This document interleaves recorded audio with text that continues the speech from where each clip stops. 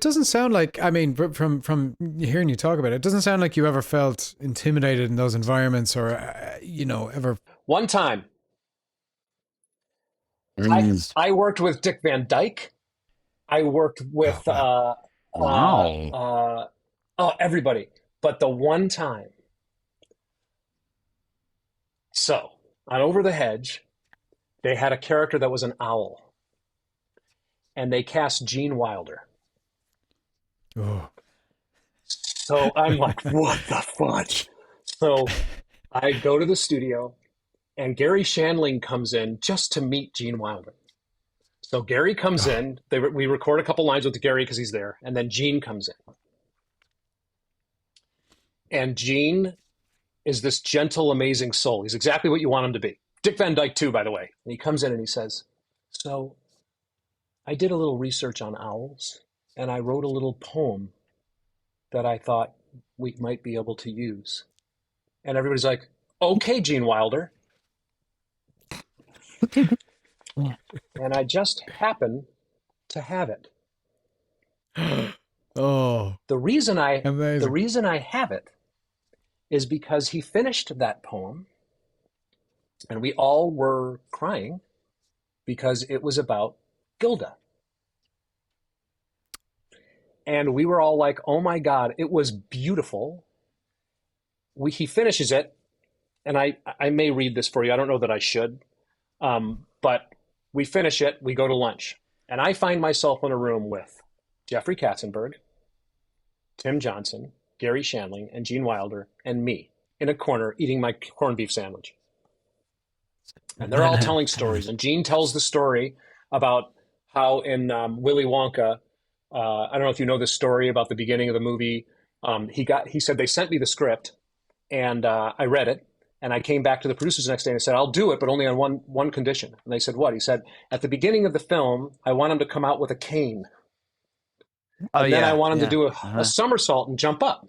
And they were like, okay, Gene Wilder, that's fine.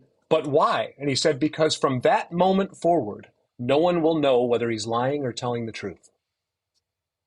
Ooh. If you Brilliant. think about that movie, it sets up the rest. As soon as he does that, you're like, oh, we can't trust him. It's Yeah. fantastic. So he tells that story. I got to hear him tell the story. And then he turns to me and he goes, so how did you end up here? And I said, well, I'm from a town called Go ahead, Rian. Cleveland. Cleveland, Ohio. And I said, when I was about 11 years old, my parents knew that I liked to perform. And so they flew with me to LA. They wanted me to see LA. And we went to a taping of the Johnny Carson show. And we went to see a taping of the Gary Shandling show. And the guest star in Gary Shandling was Gilda Radner. And I'm now sitting in this room with the two of you.